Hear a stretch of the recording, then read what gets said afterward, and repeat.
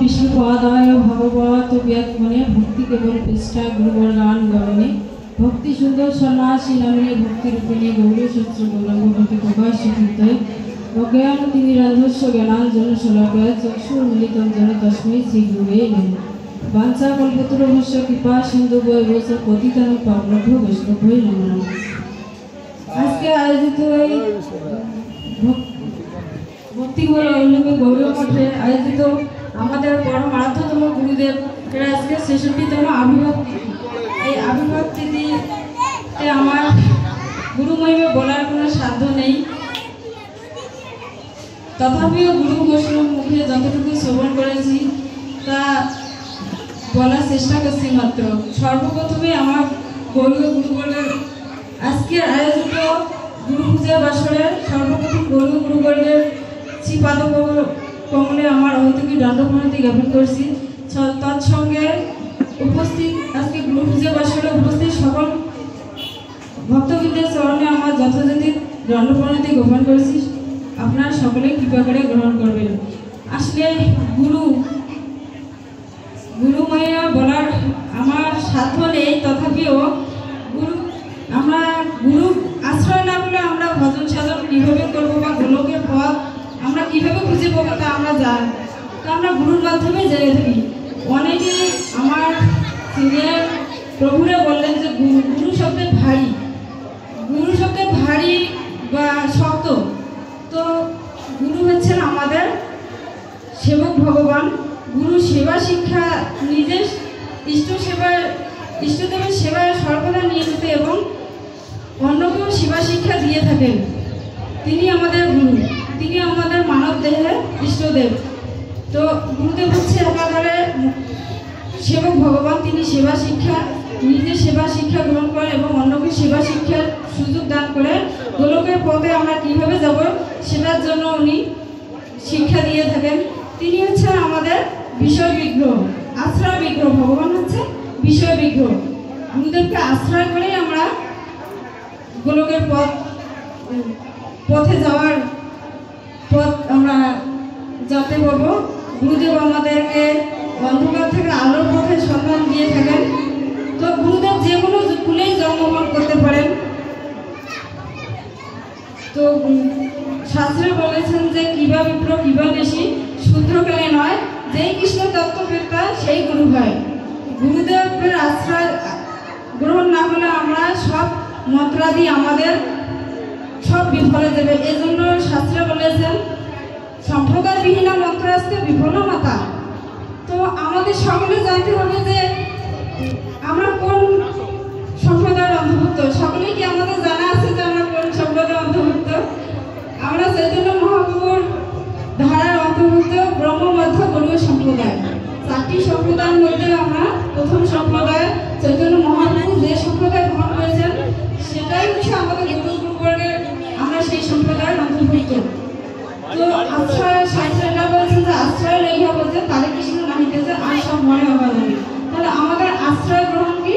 আমাদের গুরুদেব, গুরুপদ্ম। তো গুরুদেব আমাদের যে মুকুন্দ বিষ্ণুদান সেটা শাস্ত্রের অনেক প্রমাণ। যেমন রঘুনাথ দাস গোস্বামী মনশিক্ষা শ্লোকে দ্বিতীয় শ্লোকে বলেছেন নধর্ম শ্রুতি নিরুক্ত কুলে গুরু বোঝে রাধা কৃষ্ণ পুজোর পরিচয় যাবি হতন সশিষ্ঠ নন্দিষ্ঠ প্রতিষ্ঠিত গুরুগণ মুকুন্দ বিষ্ণুতে পরম অজস্র।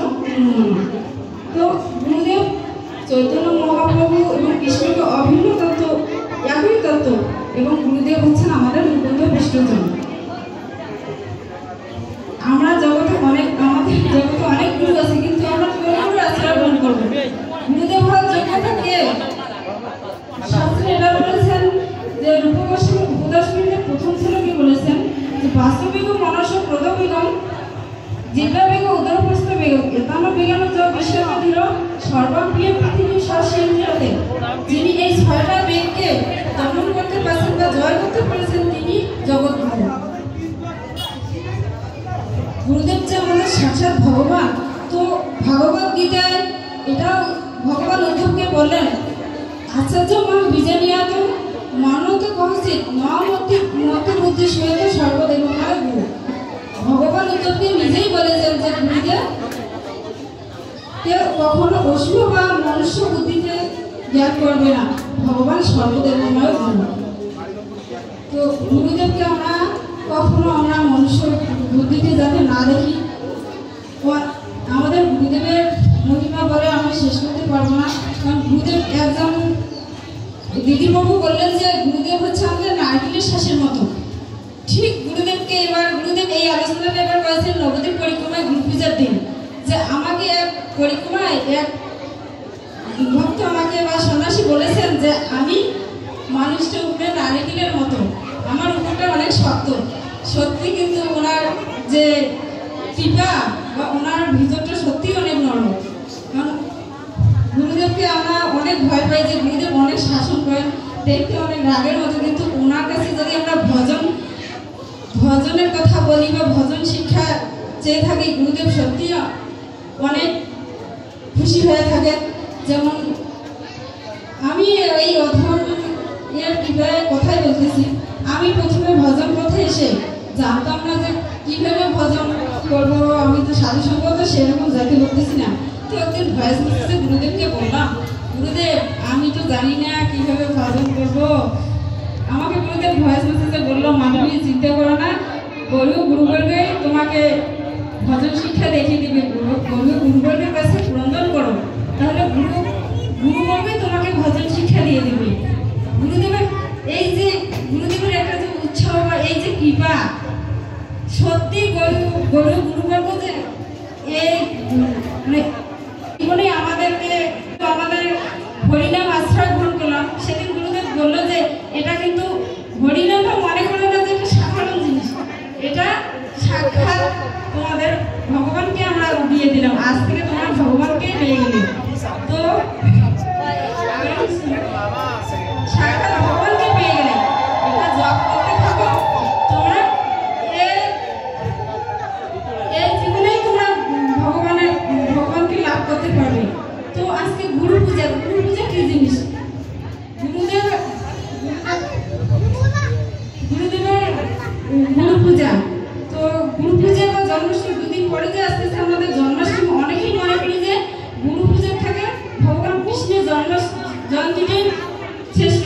না, এটা আমাদেরকে বিচার করা যাবে না, দুইটাই শ্রেষ্ঠ। চৈতন্য ভাগবতে আমরা পাই যে আমার ভক্তের পূজা আমার হইতে বড়, সেই প্রভু পদে ভাগবতে কইলা দিল। তাহলে ভগবান ভক্তের পূজাকে শ্রেষ্ঠ মনে করেছেন, দুই তিথিকে সমান দেখতে হবে। তাই চৈতন্য ভাগবতে আমরা পাই, এতে দুই তিথি করিলে সেবন কৃষ্ণ ভক্তি হয় খণ্ড অবিদ্যা বন্ধন। দুই তিথি যদি আমরা সমানভাবে পালন করি, তাহলে এই জীবনে আমরা ভগবানকে লাভ করতে পারবো। বহু জন্ম অশ্রম ভগবানের অশ্রম করে বা পূজা করে আমরা ভগবানকে লাভ করতে পারবো না, পারবো কিনা তাতে কোনো আমাদের নিশ্চিত নেই। কিন্তু শাস্ত্রে বলেছেন যে দুই তিথি বা এই জন্মে গুরু পূজা করে আমরা কৃষ্ণকে লাভ করতে পারবো। তাই শাস্ত্রে এটাও বলেছেন যে নিঃশংস তদ্ভক্ত পরিচর্যার আত্মনাম, কারণ ভগবান হচ্ছে আমাদের মুকুন্দ পৃষ্ঠজন, সাক্ষাৎ ভগবান। তো এতে কোনো আমাদের সন্দেহ নেই। বিশ্বনাথ চক্রবর্তীর গুরু বর্গাষ্টমের সপ্তম শ্লোকে বলেছেন যে সাক্ষাৎ ইন্দ্রিয় সমস্ত শাস্ত্র রুক্তম সভা সদভি কিন্তু প্রভয় যে প্রিয়ায় দর্শ বন্দে গুরুজি চরণার বিন্দন। তো ভগবান যে সাক্ষাৎ ভগবান, তিনি নিজে ভগবান সাজেন না, তো আমাদেরকে মনে করতে হবে যে তিনি ভগবান। এই গুরু পূজা শুধু গুরুদেবকে, আজকে যে গুরু পূজা, গুরুদেবকে যে শুধু আমরা ফুল দিলাম বা শ্রদ্ধাঞ্জলি জানালাম, সেটাই কিন্তু গুরু পূজা নয়, গুরু পূজার উদ্দেশ্য নয়। গুরু পূজা হচ্ছে গুরুদেবের আনুগত্যকে স্বীকার করা এবং গুরুদেব যেভাবে আমাদেরকে ভজনের নির্দেশ দিয়েছেন সেগুলোকে সঠিকভাবে পালন করাই হচ্ছে গুরুদেবের গুরু পূজা। তো গুরুদেবের মহিমা বলে শেষ করা যাবে না। তো আরেকটা কথা যে গুরুদেব এই যে সপ্তম গোস্বামী ভক্তিবিনোদ ঠাকুর এবং ভক্তি সিদ্ধান্ত সরস্বতী প্রভুপাদের যে এই বাণী প্রচার করতেছেন, তিনি ভক্তিবিনোদ ঠাকুর এবং ভক্তি সিদ্ধান্ত সরস্বতী প্রভুপাদ 13টি অপসম্প্রদায়কে খণ্ডন করার জন্য যে রক্তক্ষয়ী পরিশ্রম করে গিয়েছিলেন, তেমনি আমাদের গুরুদেব বর্তমান যে সমাজে ভ্রান্ত ধারণার একটা সৃষ্টি হয়েছে যে ভক্তি সিদ্ধান্ত সরস্বতী প্রভুপাদ আসল প্রভুপাদ প্রভুপাদকে বা প্রভুপাদকে নিয়ে একটা যে ভ্রান্ত ধারণা সৃষ্টি হয়েছে সেটাকে সঠিকভাবে জানানোর জন্য আমাদের বর্তমান গুরুদেব অনেক অক্লান্ত পরিশ্রম করে দেশে বিদেশে প্রচার কার্য পরিচালনা করতেছেন। এই যে আজকে অনেকেও হয়তো জানেন যে কত মনে গুরুদেব আজকে আমাদের বুঝে হচ্ছে। কালকে এই গুরুদেবের ভক্তি সিদ্ধান্ত সরস্বতী প্রভুপাদকে নিয়ে কালকে আমাদের সেমিনার হবে, ওখানে উৎসব হবে।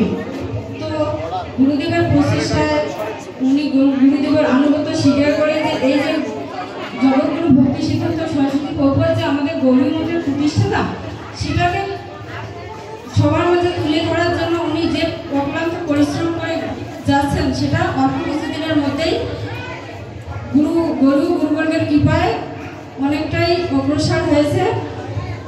তো সকলেই আমরা আমাদের বৈষ্ণবদের জানা উচিত যে আসল প্রভুপাদকে বা প্রভুপাদের পরিচয়কে আমরা কিন্তু অনেকে জানি না। অনেকে আমাদের যখন আমরা সার্চ দিই মোবাইলে বা এরও মুখে শুনি যে প্রভুপাদে অনেক প্রভুপাদ বর্তমান, এটাকে বিশ্বাস বা এটাকে জানার জন্য নিজের অক্লান্ত পরিশ্রম করে যাচ্ছে। তো আমি আমার আর কথা দীর্ঘ করতে চাচ্ছি না। গুরুবর্গের অশেষ কৃপায় আমি এই ভক্তি জীবন লাভ করেছি।